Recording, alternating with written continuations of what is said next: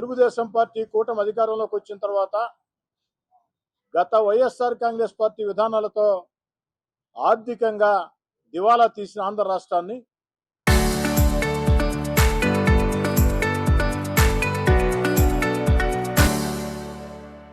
తన అపార పరిపాలనా దక్షతతో చంద్రబాబు నాయుడు గారు జనరంజకంగా పరిపాలిస్తూ ఉన్నారు. సంక్షేమం, అభివృద్ధి రెండూ కూడా అమలు జరుగుతూ ఉన్నాయి. ఆంధ్రప్రదేశ్ దిశ మార్చే పోలవరం పరుగులు పెడుతూ ఉంది. మన బిడ్డల ఉద్యోగాలకి లక్షల కోట్ల పెట్టుబడులు ఆకర్షిస్తూ వస్తూ ఉన్నారు. ప్రపంచంలో రాజధాని లేని రాష్ట్రం ఆంధ్రప్రదేశ్.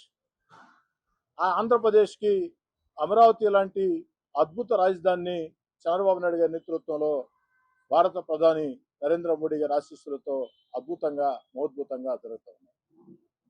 రాష్ట్రంలో గత ఎన్నికల వేళ కంటే ఇంకా వైఎస్ఆర్ కాంగ్రెస్ పార్టీ ప్రజాదరణ తగ్గింది. ఇదే విధంగా పరిపాలన కొనసాగితే మళ్ళీ తెలుగుదేశం పార్టీ కూటమి అధికారంలోకి వస్తుంది అన్నటువంటి అక్కసుతో రాష్ట్ర వైఎస్ఆర్ కాంగ్రెస్ పార్టీ అధ్యక్షులు మాజీ ముఖ్యమంత్రి వైఎస్ జగన్మోహన్ రెడ్డి గారు ఇష్టారీతిగా మాట్లాడుతూ ఉన్నారు. ఉచ్చ నీచాలు మరిచి మాట్లాడుతూ ఉన్నారు. వారు ఏం మాట్లాడుతున్నారో అర్థం కాని పరిస్థితి. జగన్మోహన్ రెడ్డి గారు ఒకరోజేమో 3 రాజధానులు అన్నారు ముఖ్యమంత్రిగా ఉన్నప్పుడు. ఈ రోజేమో మావిగాన్ అంటూ గావు కేకలిస్తూ ఉన్నారు. అయ్యా జగన్మోహన్ రెడ్డి గారు, మీరు ముఖ్యమంత్రిగా ఉన్న వేళ ఏమైంది ఈ మావిగాన్? ఆ రోజు మావిగాన్ గుర్తుకు రాలేదా? ఆ రోజు మాత్రం 3 రాజధానులు. మరి ఈనాడు ఆంధ్రప్రదేశ్ ఏకైక రాజధాని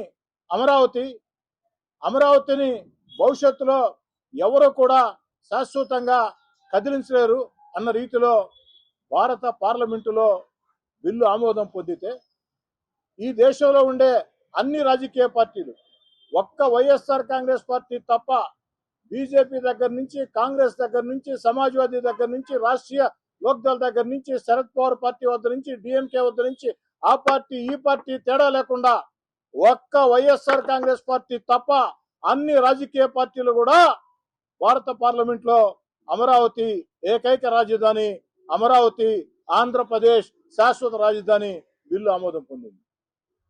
మరి జగన్మోహన్ రెడ్డి గారు ఒక నిరాశ నిస్పృహల్లో ఈ రాష్ట్రంలో మళ్ళీ తనకు రాజకీయ భవిష్యత్తు లేదని ఒక నిరాశ నిస్పృహల్లో కొట్టుమిట్టాడుతూ ఇష్టారీతిగా మాట్లాడుతున్నారు. వారి మాటలు ఏ స్థాయికి వెళ్ళాయంటే, ఇప్పటిదాకా చంద్రబాబు నాయుడు గారిని, పవన్ కళ్యాణ్ గారిని, నారా లోకేష్ గారిని మాట్లాడేవాళ్ళు, రాష్ట్రంలో కొన్ని మీడియా సంస్థల్ని మాట్లాడేవాళ్ళు. మొన్నటి రోజు జగన్మోహన్ రెడ్డి గారు విలేకరుల సమావేశం పెట్టి అప్పుడప్పుడు పెట్టే విధంగా, అప్పుడప్పుడు వచ్చే విధంగా విలేకరుల సమావేశం పెట్టి ఒక పక్క దేశమంతా ఆంధ్రప్రదేశ్ వైపు చూస్తూ, ఆంధ్రప్రదేశ్ ప్రజలంతా భారత పార్లమెంటులో అమరావతి బిల్లు ఆమోదం పొందేదానికి ఆ క్షణాల కోసం ఎదురు చూస్తూ సంతోషంతో ఉక్కిరిబిక్కిరి అవుతుంటే, మరి జగన్మోహన్ రెడ్డి గారు విలేకరుల సమావేశం పెట్టి యథారీతిగా మామూలే చంద్రబాబు నాయుడు గారిని, అందరినీ గురించి విమర్శించాడు. ఆఖరికి జగన్ గారి మాటలు ఏ స్థాయికి పోయాయంటే, ఈ దేశంలో ఉండే జాతీయ మీడియా, ఈ రాష్ట్రంలో ఉండే రాష్ట్ర మీడియా ఒక్కసారి ఆలోచన చేసుకోవాలి. జగన్మోహన్ రెడ్డి గారు ఏమన్నారంటే, నేను గాలివాటుకు మాట్లాడటంలా, ఆ వీడియో మీ అందరికి కూడా ప్లే చేసి చూపిస్తా. జగన్మోహన్ రెడ్డి గారు ఏమన్నారంటే, విలేకరులు అడిగారు, మీ భవిష్యత్ వ్యూహం ఏమిటి సార్ దీని మీద, అమరావతి మీదని? వ్యూహం ఏముంది? విలేకరుల సమావేశం పెట్టడం, మాట్లాడటం, విలేకరులు సహకరిస్తారా అని వారే ప్రశ్నించుకుని రాష్ట్రంలో మీడియా మొత్తం కుమ్మక్కైంది. జాతీయ మీడియా కూడా కరప్టెడ్ అయింది. జాతీయ మీడియా కూడా కరప్షన్ పాల్పడుతుంది. మరి మా వాదన ఎలా తెలుస్తుందని పాపం ఆవేదన వ్యక్తం చేశారు. జగన్మోహన్ రెడ్డి గారు, మీరు తానా అంటే తందానంటే వాళ్ళు మంచోళ్ళు, మీరు తానా అంటే అది తానా కాదయా ఇదే అని చెప్తే వాళ్ళు చెడ్డోళ్ళు, వాళ్ళు అమ్ముడు పోయారు. మరి జాతీయ మీడియా అమ్ముడు పోయింది, కరప్టెడ్ అయిందన్నావు. రాష్ట్ర మీడియా మొత్తం కుమ్మక్క అయిపోయారు, అమ్ముడు పోయిందన్నావు. ఆ రాష్ట్ర మీడియాలో మన సాక్షి వచ్చిందమ్మా, రాలేదా? ఆ రాష్ట్ర మీడియాలో మన సాక్షి కూడా ఉంది కదా. రాష్ట్ర మీడియాలో ఈనాడు గురించి, ఈటీవీ గురించి, ఆంధ్రజ్యోతి గురించి, ఏబిఎన్ గురించి, టీవీ5 గురించి, మహా టీవీ గురించి మామూలుగానే విమర్శలు చేస్తూ ఉంటారు. ఇప్పుడు కొత్తగా అందరినీ చేర్చాడు. అంటే టీవీ9ని, ఎన్టీవీని, 10 టీవీని, 99 టీవీని, ఆ టీవీ ఈ టీవీ తేడా లేకుండా హెచ్ఎం టీవీని మొత్తం రాష్ట్రంలో ఉండే మీడియా సంస్థలను మొత్తం లక్ష్యంగా చేసుకుని ఇష్టారీతిగా మాట్లాడాడు. అక్కడితో వదిలిపెట్ల. దేశంలో ఉండే మీడియా కూడా జాతీయ మీడియా. జగన్మోహన్ రెడ్డి గారు అక్కడ ఉండేది ఎలాంటి జర్నలిస్టులండి? ఒక అర్నాబ్ గోస్వామి, ఒక రాజీవ్ సర్దేశాయ్, ఒక ప్రీతిష్ గుహ, ఎంతో మంది ఈ దేశ ప్రధానుల్నే గడగడలాడించారు, ప్రభుత్వాలనే గడగడలాడించారు. అందుకే భారత జాతీయ మీడియాకి ప్రపంచంలోనే ఒక విలువ ఉంది, ఒక విశ్వసనీయత ఉంది. ప్రపంచం మొత్తం కూడా భారత జాతీయ మీడియాని అంత గౌరవిస్తుంది. అలాంటి జాతీయ మీడియా పట్టుకొని వాళ్ళు కూడా కరప్టెడ్ అయిపోయారు. అంటే మీరు తప్ప అందరూ కరప్టెడ్ అయ్యారు. అసలు మీ నోట్ల నుంచి ఈ మాటలు ఏ విధంగా వస్తున్నాయి? నేను ఇప్పటికైనా జగన్ గారికి ఒకనాటి మీ అనుచరుడిగా మీకు ఇచ్చే సలహా, జగన్ గారు ప్రజలు మీకు ప్రతిపక్షం అవ్వకున్నా ఒక రాష్ట్ర పార్టీ అధ్యక్షుడు మీరు మాట్లాడేటప్పుడు విచక్షణతో మాట్లాడటం అలవాటు చేసుకోండి. అలా కాకుండా మావిగాన్ అంటే మీకు కే పాల్ గారికి తేడా లేకుండా పోతుంది. ఎటు ఆ రోల్లో కే పాల్ గారు ఉన్నారు.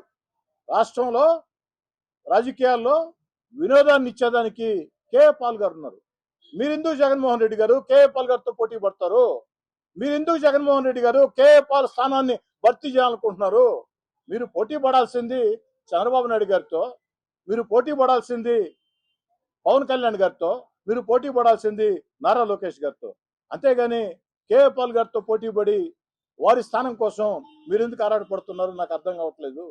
కాబట్టి జగన్మోహన్ రెడ్డి గారు ఒకనాటి మీ అనుచరుడిగా మళ్ళీ చెప్తున్నా, మీరు జాతీయ మీడియా గురించి, రాష్ట్ర మీడియా గురించి, వీళ్ళంతా అవినీతి పరులు, వీళ్ళంతా లంచాలు తీసుకున్నారు, వీళ్ళంతా అమ్ముడు పోయారు, వీళ్ళంతా కుమ్మక్కయ్యారు అన్న మాటలు వెనక్కి తీసుకుంటారు అన్న నమ్మకం నాకైతే లేదు. ఆ మాటలకి విచారం వ్యక్తం చేస్తారు అన్న నమ్మకం నాకైతే లేదు.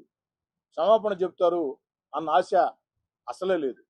కనీసం భవిష్యత్తులో మాట్లాడేటప్పుడైనా కాస్త ఒక రాష్ట్ర పార్టీ అధ్యక్షులు మీరు, ఈ రాష్ట్రానికి ఎవరు అవునన్నా ఎవరు కాదన్నా 5 ఏళ్ల పాటు ముఖ్యమంత్రిగా పనిచేసిన వ్యక్తి మీరు. అలాంటి మీరు ఇలాంటి మాటలు మాట్లాడి ప్రజల దృష్టిలో చులకన కావద్దని జాతీయ మీడియాకి, రాష్ట్ర మీడియాకి కోరుతా ఉన్నా. ఏమండి, ఒక శాసనసభ్యుడో, ఒక పార్లమెంట్ సభ్యుడో, ఒక మంత్రో మీడియా గురించి ఏదైనా మాట్లాడితే మా మీద ముప్పేట దాడి చేస్తారే, మా మీద ముప్పేట దాడి చేస్తారే. మరి 5 ఏళ్ళు రాష్ట్రాన్ని ముఖ్యమంత్రిగా పనిచేసిన వ్యక్తి, ఒక రాష్ట్ర పార్టీ అధ్యక్షుడు అత్యంత హీనంగా, అత్యంత నీచంగా, అత్యంత ఘోరంగా ఈ రాష్ట్ర మీడియా మొత్తం కుమ్మక్క అయిపోయింది, జాతీయ మీడియా కరప్ట్ అయిపోయింది, అవినీతి అయిపోయింది, లంచాలు తీసుకుంటున్నారు అని మాట్లాడిన తర్వాత ఆలోచన చేశా మొన్న మధ్యాహ్నం నుంచి. ఎందుకు నేను నిన్న మాట్లాడలేదంటే కనీసం ఒక్క మీడియా సంస్థ అయినా స్పందిస్తుందేమో అన్న ఆలోచన చేశా.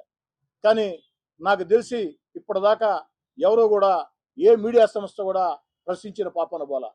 కాబట్టి దయచేసి రాష్ట్ర మీడియాకి, రాష్ట్ర మీడియా ద్వారా జాతీయ మీడియాలో కూర్చొని అర్నాబ్ గోస్వామి గారు, రాజీవ్ సర్దేశాయ్ గారు, అనేక మంది ఈ దేశం గర్వించే జర్నలిస్టులు మీరు మాట్లాడుతూ ఉంటే మేము వింటూ ఉంటాం సంతోషంగా, ఎంత ధైర్యంగా మాట్లాడుతున్నారు. మరి మీ గురించి జాతీయ మీడియా గురించి మీరు అవినీతికి పాల్పడుతున్నారు, లంచాలు తీసుకుంటున్నారు, కుమ్మక్కయ్యారని ఒక రాష్ట్ర మాజీ ముఖ్యమంత్రి మాట్లాడితే జాతీయ మీడియా కూడా స్పందించాల. అందుకే ఓ శాసనసభ్యుడిగా ప్రజాస్వామ్యంలో ప్రశ్నించే హక్కు అందరికీ ఉన్నట్టే, సగటు పౌరులకు ఉన్నట్టే నాకు ఉంటుంది. కాబట్టి మీ అందరి విలేకరుల సమావేశం పెట్టి ప్రశ్నించా. ఇప్పుడు నేను చెప్పిన ప్రతి మాట కూడా అక్షర సత్యం. నేనేదో గాలివాటుకి జగన్ గారి మీద ఆరోపణలు చేయలా. అలా చేసే వ్యక్తిని నేను కాదు. జగన్ గారు మాట్లాడిన మాటల్ని మీకు అందరికి కూడా ప్లే చేసి చూపిస్తాం. మీరే చూసిన తర్వాత ప్రశ్నలు ఏమైనా ఉంటే నన్ను అడగండి. ప్లే చేయమ్మా. మీరు ఎంక్వైరీ చేసి మీరు పత్రికల్లో రాయండి, మీరు కూడా మీ పేపర్లలో మీ టీవీలలో చూపించండి అని చెప్పగలుగుతాం. కానీ మేనేజ్మెంట్ ఆంధ్రప్రదేశ్ వరకు ఆల్రెడీ కుమ్మక్కై ఉన్నారు. వీళ్ళంతా కూడా కలిసి కట్టుగా ఉన్నారు. సో నేషనల్ మీడియా ఏదైనా అవకాశం ఉంటే వాళ్ళకి ఏదైనా చెప్పగలిగింది చెప్తాము. వాళ్ళు కూడా సగం కరెక్ట్ అయ్యి సగం చెడిపోయి ఉన్నారు. అది పార్లమెంట్ ఏం చెప్పగలుగుతాం? ఇవన్నీ రేపు పొద్దున మన ప్రభుత్వం వచ్చినప్పుడు మనం ఎంక్వైరీ చేసి ఏమి ప్రజలు కూడా తీసుకొచ్చే కార్యక్రమం పెట్టాము. మళ్ళీ ప్లే చేయమ్మా. ప్రజలు చెప్పే కార్యక్రమం చేస్తాం. మీరు ఎంక్వైరీ చేసి మీరు పత్రికల్లో రాయండి, మీరు కూడా మీ పేపర్లలో మీ టీవీలలో చూపించండి అని చెప్పగలుగుతాం.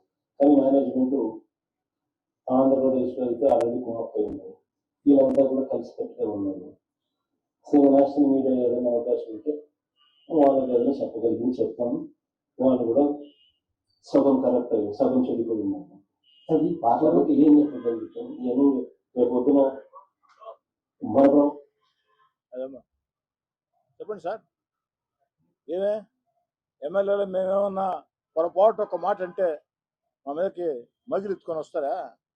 ఏం స్వామి, ఏందది?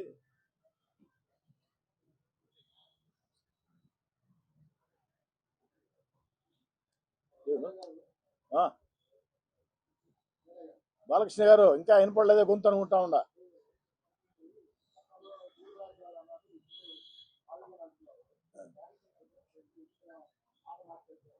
అది జగన్ గారు చెప్పాలా. నన్ను అడిగితే నేనేం చెప్పాను స్వామి?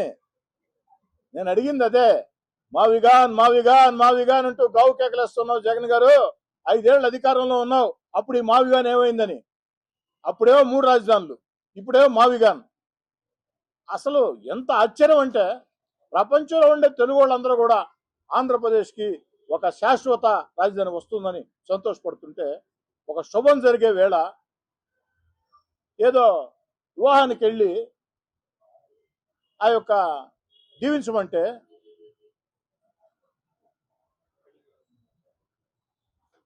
గుర్తుంది. ఆ మాట నేను చెప్పలేకపోతాను. వివాహానికి వెళ్ళి అక్షింతలేస్తాం, దీవిస్తాం. 10 కాలాల పాటు పచ్చగా ఉండాలా, బిడ్డలతో సుఖ సంతోషాలతో ఆయురారోగ్యాలతో ఉండాలని అక్షింతలేసి ఆ పెళ్లి కూతురు గురించి మరో రకంగా దీవిస్తే ఎలా? దీని దాని తేడా ఏముంది? నేను మళ్ళీ చెప్తున్నా, ఎటు ఆంధ్రప్రదేశ్లో కాదు 2 తెలుగు రాష్ట్రాల్లో రాజకీయాల్లో చక్కని వినోదం పంచేదానికి, చక్కని వినోదం పంచేదానికి కేఏ పాల్ గారు ఉన్నారు. కేఏ పాల్ గారి స్థానం కోసం మీరెందుకు పోటీ పడతారు జగన్ గారు? మీరు కేఏ పాల్ గారి స్థానం కోసం పోటీ పడవాకండి. మీరు పోటీ పడాల్సింది చంద్రబాబు నాయుడు గారితో, పవన్ కళ్యాణ్ గారితో, నారా లోకేష్ గారితో, వాళ్ళతో పోటీ పడాలి. మీరు ఉద్దాక పాప కేఏ పాల్ గారి స్థానం కూడా పోయేటట్టుంది. కేఏ పాల్ గారి స్థానానికి ఇసురు పెట్టద్దు. వారి పాత్ర ఉండిండట.